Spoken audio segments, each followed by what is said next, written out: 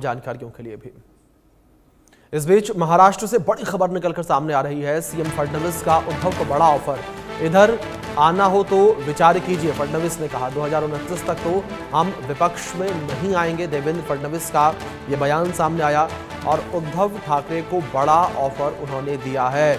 उद्धव ठाकरे को ऑफर देते हुए देवेंद्र फडणवीस नजर आए। देवेंद्र फडणवीस ने कहा कि इधर आना है तो आ जाइए, 2029 तक तो हम विपक्ष में नहीं आएंगे।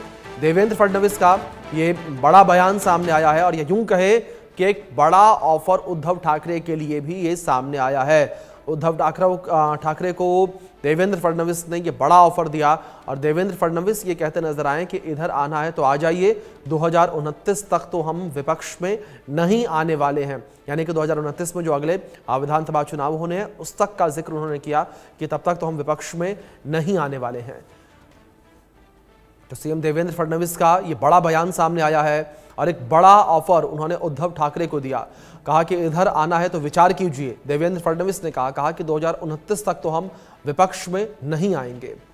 काही या ठिकाणी उरलेला नाही, पण मला असं वाटतं की मी अंबादासजी कुठे असले तरी त्यांचा मूळ आत्मा हिंदुत्ववादी,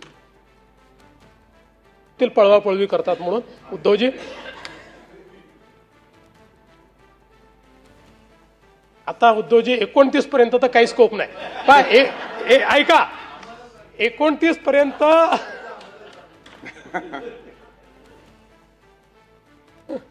आम्हाला तिकडे याचा स्कोप उरला नाही। 29 तुम्हाला इकडे याचा स्कोप आता विचार करता येईल, म्हणजे त्याचा विचार आपण वेगळ्या पद्धतीने करू, पण आम्हाला तिकडे याचा स्कोप हा काही या ठिकाणी उरलेला नाही। पण मला असं वाटतं की मी अंबादासजी कुठे असले तरी त्यांचा मूळ आत्मा हिंदुत्ववादी, ते पळवापळवी करतात म्हणून उद्धवजी।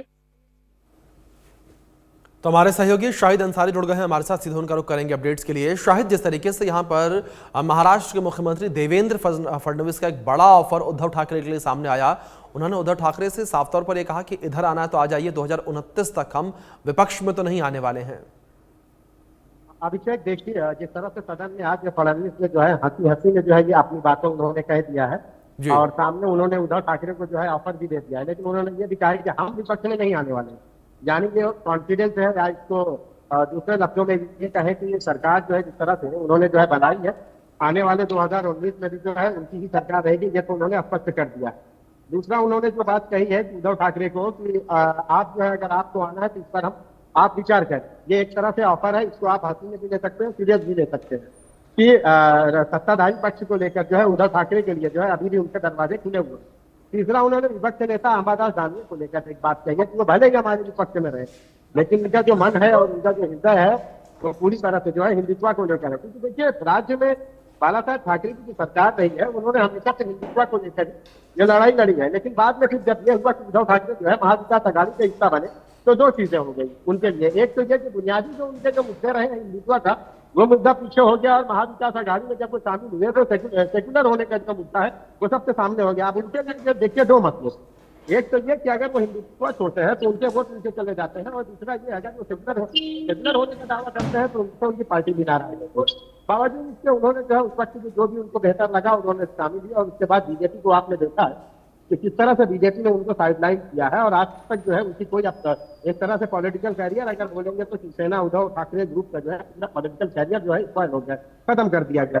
अब ठीक है, उन्होंने राज ठाकरे के साथ मिलकर सोचा होगा कि राज्य में शायद सत्ता में आने के लिए कुछ न कुछ कर सकते हैं, लेकिन उसका भी कोई खातिर नतीजा तो निकल नहीं सकता। लेकिन 2019 को लेकर फडणवीस ने यह स्पष्ट किया है कि भाई हम विपक्ष में नहीं आएंगे, हम सत्ताधारी पक्ष में नहीं आएंगे और आपको आना है तो आप विचार करें। जी शाहिद, दूसरी ओर अगर बात महाराष्ट्र को लेकर की जाए तो लगातार उद्धव ठाकरे के ऊपर भी सवाल उठते रहे हैं कि उद्धव ठाकरे ने जो शिवसेना की कोर स्ट्रेंथ थी उसी को खत्म कर दिया, क्योंकि बाला साहब ठाकरे जिस विचारधारा के थे उसको लेकर सवाल उठते रहे हैं कि बाला साहब विचारधारा को ही उद्धव ठाकरे ने खत्म कर दिया जब उन्होंने अलायंस किया था कांग्रेस के साथ। अभिषेक, देखिए मैंने पहले आपको बहुत अहम बात बताई, बाला साहब ठाकरे का भी जो भी रहा है, जो आइडियोलॉजी रही वो आइडियोलॉजी जो है आप उस आइडियोलॉजी के हिसाब से कहते हैं तो हिंदुत्व क्या आइडियोलॉजी रही। और महाविकास, देखिए उन्होंने हमेशा से जो रहा ये बात कही थी कि कभी भी कांग्रेस को लेकर साथ या कोई बात ही नहीं थी।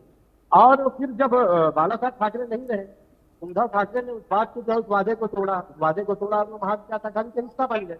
तो यहीं से जो है उद्धव का पतन जो है यहीं से शुरू हो गया, महाविकास आघाड़ी के जब वो हिस्सा बन। दूसरी अहम बात देखिए कि कभी भी बाला साहब ठाकरे का जो भी आइडियोलॉजी रही है उस आइडियोलॉजी में हमेशा से हर बात में जो है आप कहीं भी देख लीजिए, बाबरी मस्जिद का ले लीजिए या दूसरे इश्यूज को ले लीजिए जो खासकर मुसलमानों से जुड़े रहे, वहां पे उनका जो स्टैंड क्लियर रहा है हिंदुत्व। लेकिन उद्धव ठाकरे का जब ये रहा, उद्धव ठाकरे जब महाविकास आघाड़ी उन्होंने जो है उसमें शामिल हुए, तो महाविकास आघाड़ी में शामिल होने के बाद वो मुद्दे तो साइड में हो गए। और जब वो मुद्दे में साइड में हो गए तो फिर आप देखिए बीजेपी के लिए बहुत क्लियर कट रास्ता था कि उनका पॉलिटिकल कैरियर कैसे खत्म किया जाए, वो बीजेपी ने खत्म भी किया। अब क्योंकि देखिए उनके सामने जो है अभी भी अब तक तो सामने नहीं आई शायद सत्ताधारी पक्ष उनको ऑफर देगी, लेकिन आज जिस तरह से फडणवीस ने उन्होंने हंसते हंसते कह दिया है, तो अब हो सकता है कि संभव है कि 2019 में उनके लिए जो है रास्ते खुले। बिल्कुल, बहुत शुक्रिया शाहिद आपका जुड़ने के लिए और इन तमाम अपडेट्स के लिए भी। मध्य प्रदेश के सिवनी जिले में मंदिर निर्माण कार्य के दौरान श्रमदान कर रहे डॉक्टर प्रफुल्ल